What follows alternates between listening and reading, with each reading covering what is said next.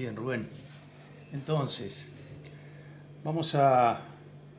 Lo primero que, por supuesto, se le pregunta, ¿no?, a cualquier colombiano, es por la gobernabilidad en ese país, ¿verdad?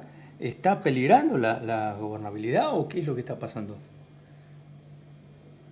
Bueno, lo que ocurre en la actualidad, pues es una crisis, yo creo que hay una interinidad de liderazgo hoy, digamos, si pudiéramos hablar de este mes de febrero del año 2025, tenemos un presidente totalmente ausente, un presidente que está enfocado más, eh, digamos que en dinámicas internacionales, cada vez más, y lo hacía este análisis un medio colombiano, sobre los tweets, sobre los posts en X del señor presidente de Colombia, que son cada vez más erráticos, que a eso de cerca de las 2 de la madrugada pues comienzan a sentirse las inclemencias de los errores ortográficos y quién sabe en qué estado los escribirá el presidente. Y hoy por hoy tenemos una interinidad y un aumento de incertidumbre en el futuro inmediato en Colombia con las relaciones con Estados Unidos, con, digamos, la economía que no va bien en Colombia. Y hace cerca de 15 días, pues tenemos una nueva emisión de un Consejo de Ministros, que es una reunión con los ministros en Colombia, donde la televisaron, algo que no se puede realizar desde la Constitución en Colombia, no está habilitada la transmisión en vivo en un Consejo de Ministros, porque los consejos de ministros son privados, son reservados, porque se tratan temas de seguridad nacional y, bueno, información pues interna, y el presidente decidió hacer un consejo televisado donde muchos ministros, entre ellos, se golpeaban, se insultaban, donde la vicepresidenta le reclama al presidente diversas reproches, sobre todo en temas de violencia y de falta de garantías de seguridad para muchos territorios, de manera que hoy Colombia está en una interinidad, en una incertidumbre constante, donde evidentemente pues no tenemos una cabeza de Estado que nos esté liderando, sino que siempre está en una confrontación. Y yo cerraría esta intervención diciendo que el presidente Petro dejó de ser presidente hace ya bastantes meses porque se dedicó a ser un candidato, ya sea buscando la reelección, algo que está prohibido en Colombia, pero va a ser el intento, o posicionar a un candidato o candidata para lograr dejar un heredero. Él está concentrado en generar una nueva elección, que la elección presidencial se va a dar en el próximo año, 2026, y lo que está haciendo es anticipar esa campaña para lograr eh, pues generar un ambiente de que hay que premiarlo a él por X o Y cosas que al final pues en las regiones se sienten bastante desprotegidas por un gobierno que no tiene cabeza ni pies. Mm. Hay dos cuestiones que se cruzan, ¿no? Que son las amenazas de corrupción y las negociaciones de paz. ¿Vos cómo lo relacionás y qué incidencia tiene esto en los territorios concretamente? Sí, el presidente Petro en el año 2022, digamos que en territorios apartados o territorios donde el Estado históricamente no ha tenido presencia, pues estos territorios le votaron masivamente al presidente Petro y a la vicepresidenta Francia Márquez. Ejemplos como territorios o departamentos como el departamento del Cauca, el departamento de Chocó, que es en el litoral pacífico colombiano, o en la frontera con Venezuela, una región que se denomina el Catatumbo, que hoy por hoy pues tiene miles de desplazados a raíz de esa confrontación entre el Ejército de Liberación Nacional y las disidencias de las FARC, o grupos residuales que quedaron del proceso de paz con las FARC. Uh-huh. La gente votó por un cambio, votó por una esperanza y por una política que el presidente, cerca de 6 meses después de iniciar su gobierno, la denominó la paz total, que era abrir un sinnúmero de mesas con todos, o bueno, la mayoría, yo creo que el 80% de los grupos armados ilegales del país, paramilitares, guerrillas, y la más, digamos, polémica, aparte del ELN, que era un proceso que se venía ya fracasando con el gobierno Santos, luego el presidente Duque no continuó con ese proceso de paz, por también su política y sus inclinaciones más en torno a la seguridad, y Petro revivió esa posibilidad de armar una mesa en Cuba con el ELN, y por supuesto lo que causó bastante escozor aquí en Colombia, la celebración de una mesa de negociación con las disidencias de las FARC. Son personas que se sometieron al proceso de paz firmado entre la guerrilla de las FARC y el presidente Santos, que luego se alzaron en armas, como el señor Iván Márquez, que está protegido hoy por el régimen venezolano de Nicolás Maduro. En ese orden de ideas se tuvo una esperanza, mediáticamente se vendió así, como que el presidente Petro tenía la intención de generar, acabar de una vez por todas y para siempre todos los frentes de guerra para pacificar todo el país.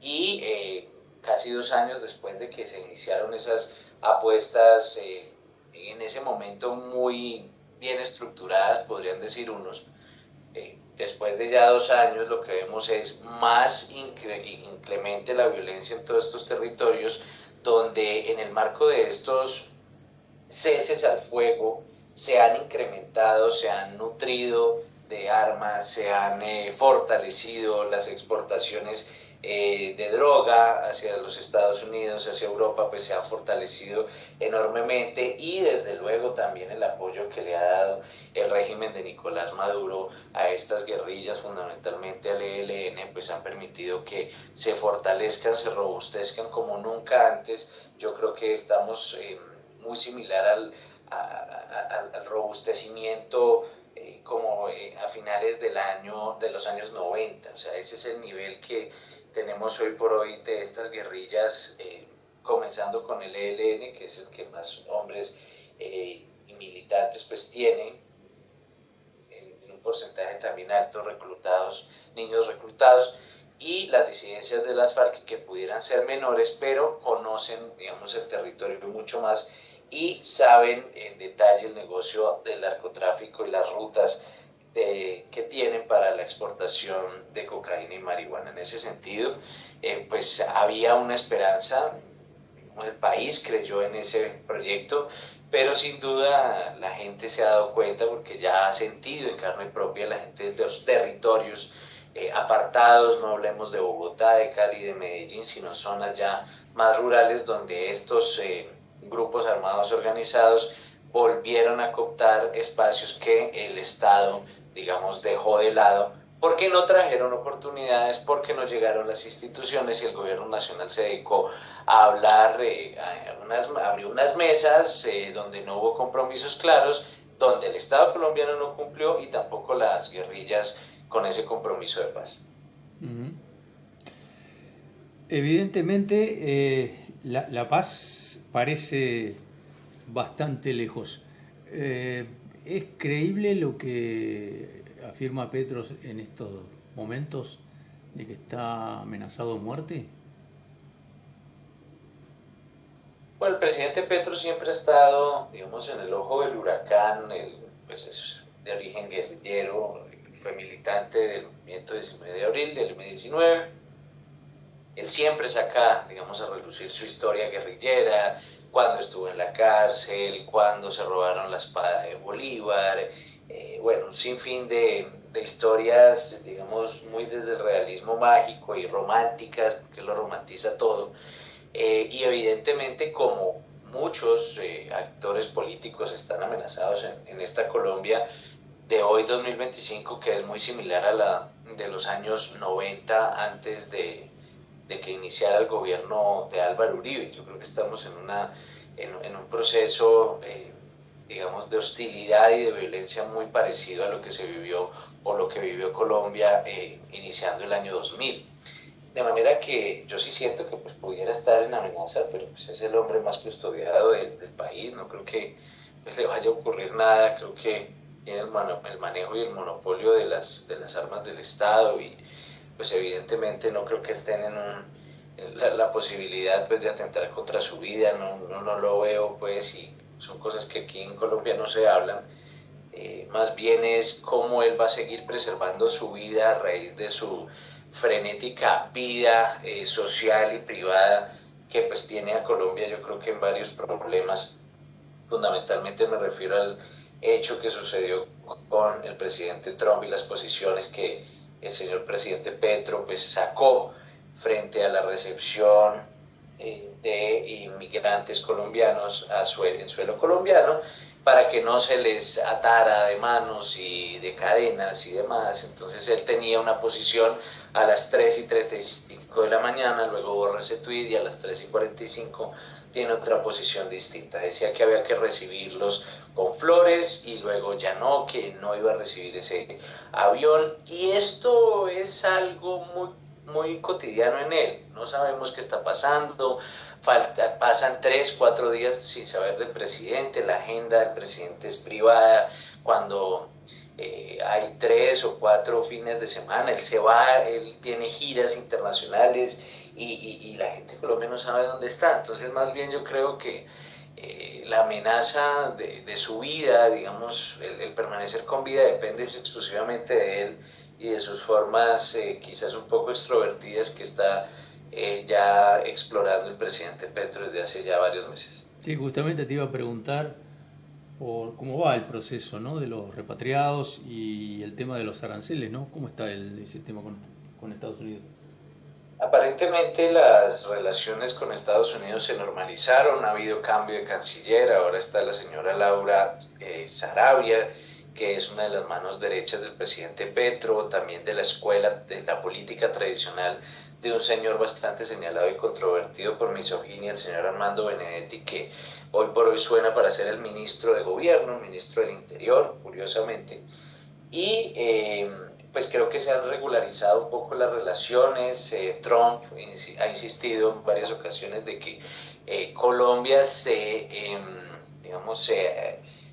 acomodó o hizo caso a lo que él planteó, a lo que Trump dijo, y que Colombia se retractó en segundos, ¿no? Y se jacta de decirlo así.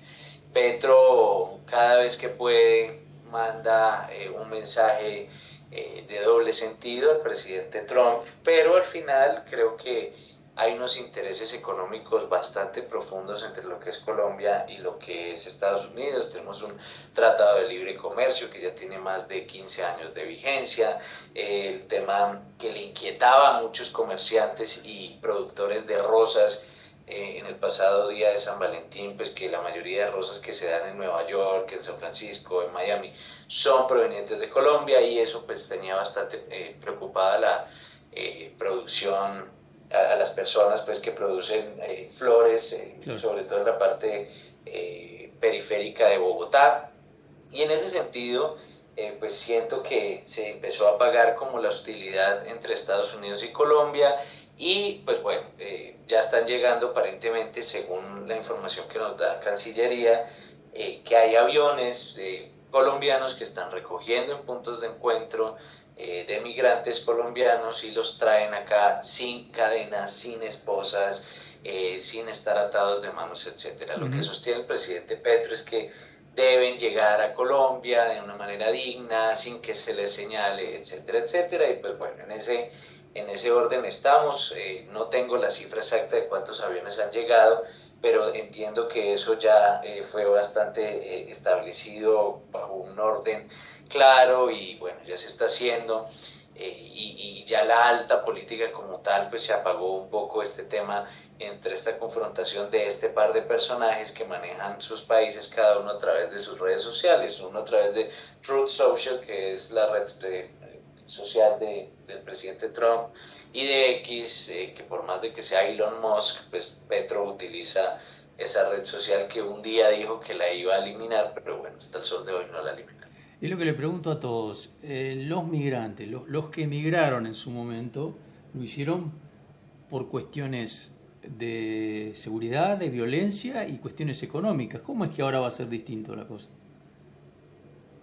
Sí, yo creo que la migración en parte es a raíz de la falta de oportunidades. Creo que Colombia está sumida en una crisis, por más de que no tengamos pues una devaluación tan marcada, o una crisis tan profunda como la tiene Venezuela. desde hace ya varios años. Sin embargo, se sienten ahora el remesón de tener un gobierno distinto en Estados Unidos. Se siente que pues estamos alineándonos tristemente el gobierno de Colombia y sobre todo el país a lo que puede ser considerado como el eje del mal, ¿no? Pudieran decir unos países occidentales que Colombia se está alineando a ese eje, ¿sí?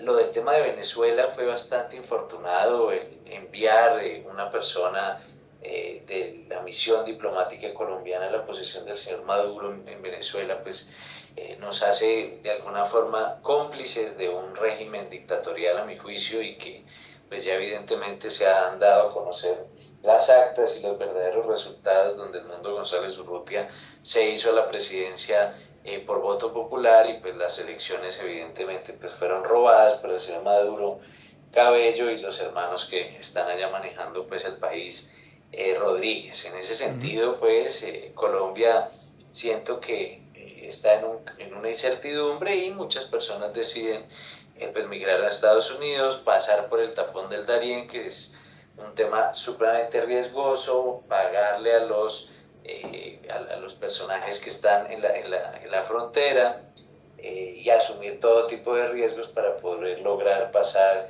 y llegar a los Estados Unidos. Y ahora, con tan mala suerte para ellos de que se han endurecido pues las reglas para los migrantes irregulares, ilegales, si se quiere, en los Estados Unidos, y definitivamente si van a llegar allá tienen que estar en disposición a que los devuelvan. Claro.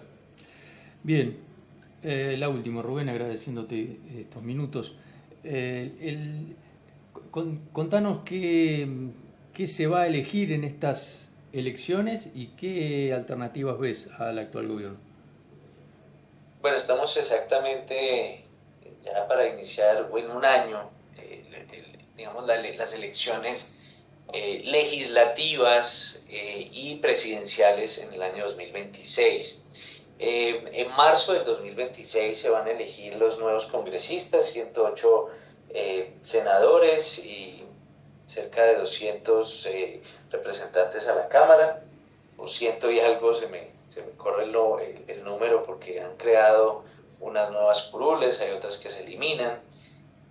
Los de las FARC, por ejemplo, los de los firmantes de paz, ya no tendrán esas curules que se las asignaron durante 2 periodos, de manera que tendrán que ir a buscar como política tradicional pues los votos que necesitan para llegar allá, y ya no los tendrán de manera gratuita producto de ese proceso de paz.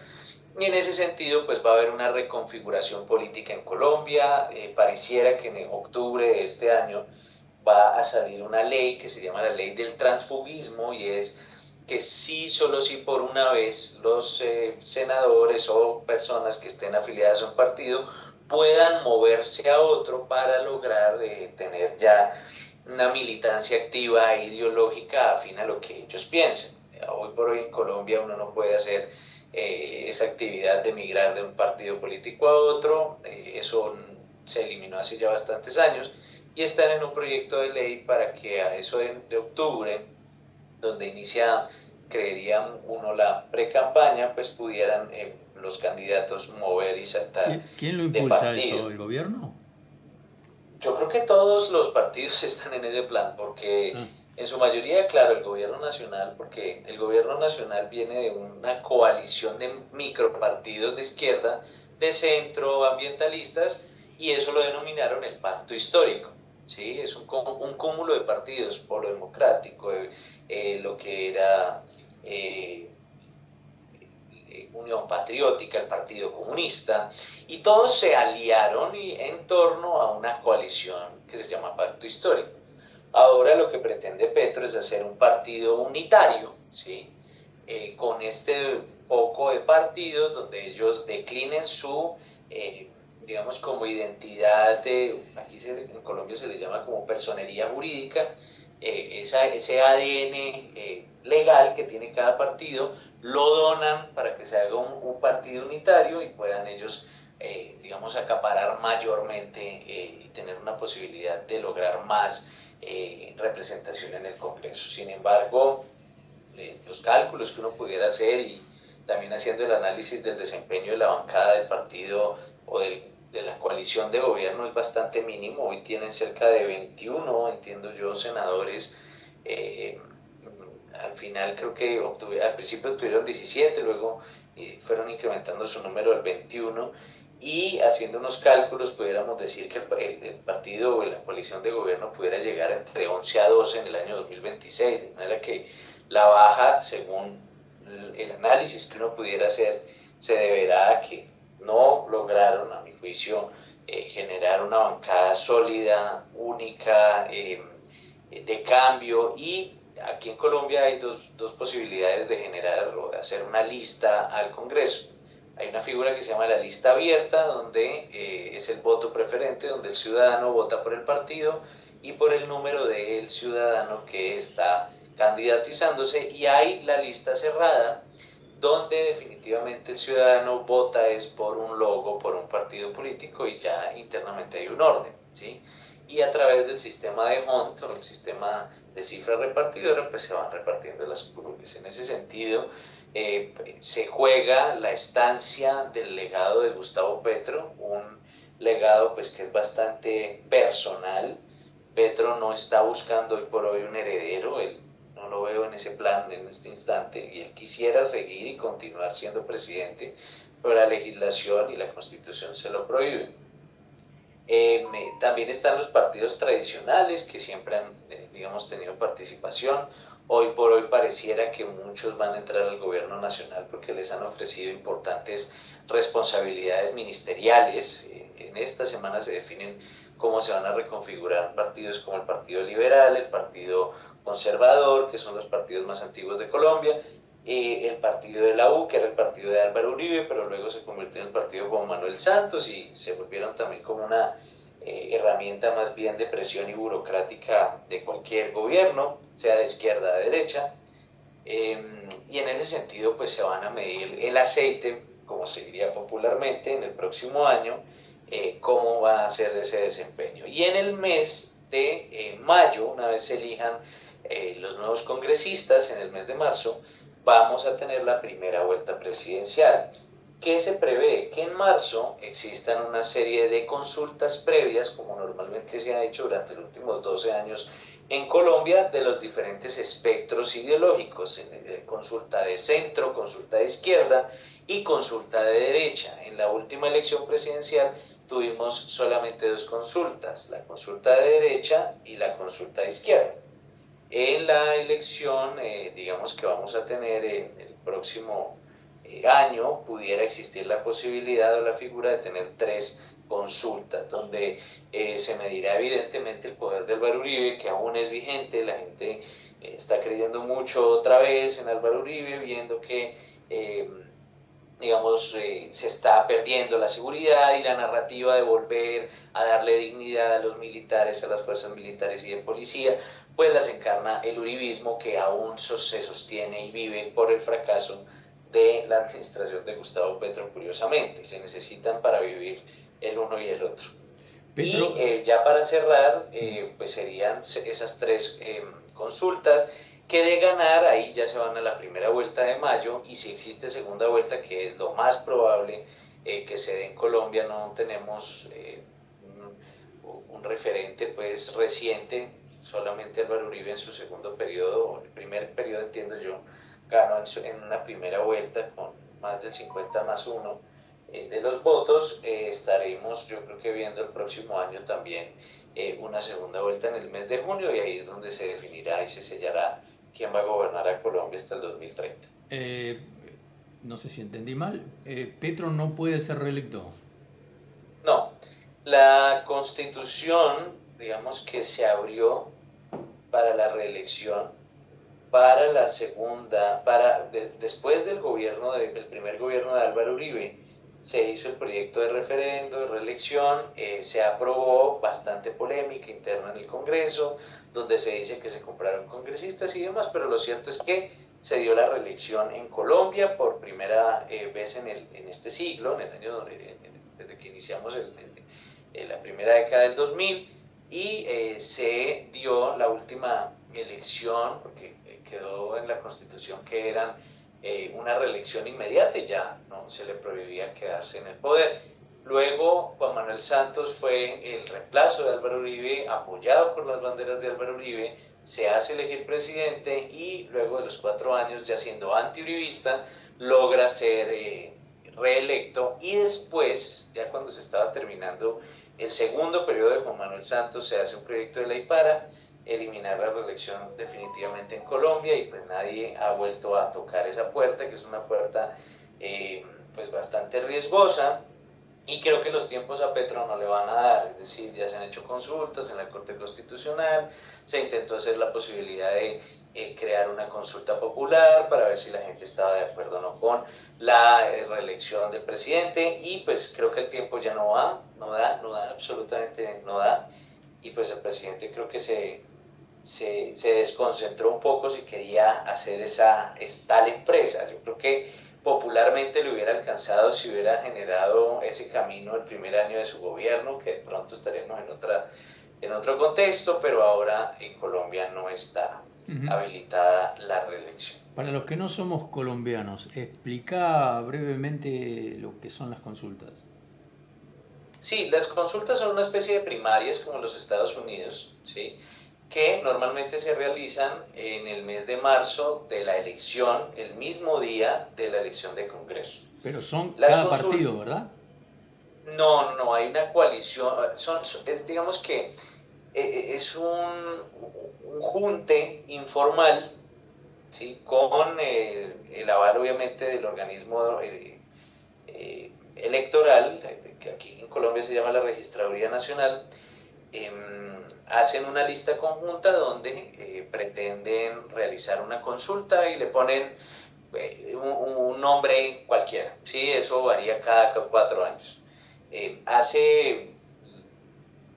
La última elección fue 2022, la elección de 2022, hubo 2 tipos de consulta. La consulta del cambio por Colombia, creo que era así, o pacto histórico como tal, donde estuvo Francia Márquez, estuvo el señor presidente Petro como precandidato, y cada partido, digamos, de ese espectro ideológico, de izquierdas en ese caso, pues postulaba a un candidato. Hoy por hoy pues tenemos al señor Petro presidente que ganó la consulta. La segunda persona que ganó esa consulta fue la señora Francia Márquez y quedó de fórmula vicepresidencial, siendo esta consulta no vinculante para el tema vicepresidencial, ¿sí? Quien gane la consulta evidentemente pues podrá liderar esa coalición que se está creando para lo presidencial, más no lo vicepresidencial, es optativo. Y por otro lado tenemos la consulta de derecha, que fue ganada en el año 2022 por el señor Federico Gutiérrez, que por hoy es el alcalde de la ciudad de Medellín,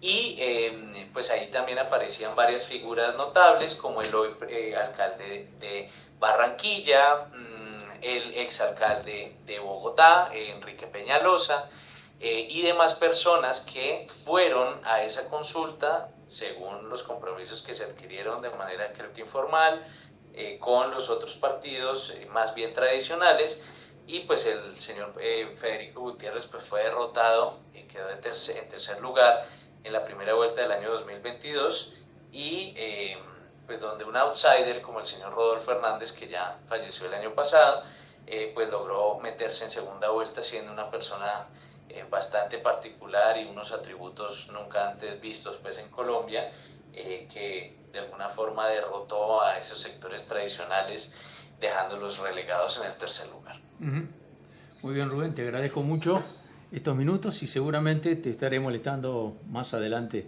más encima de las elecciones o cuando la noticia amerite, ¿no?, de Colombia, ¿no?, y que siempre hay algo de qué conversar. Muchas gracias.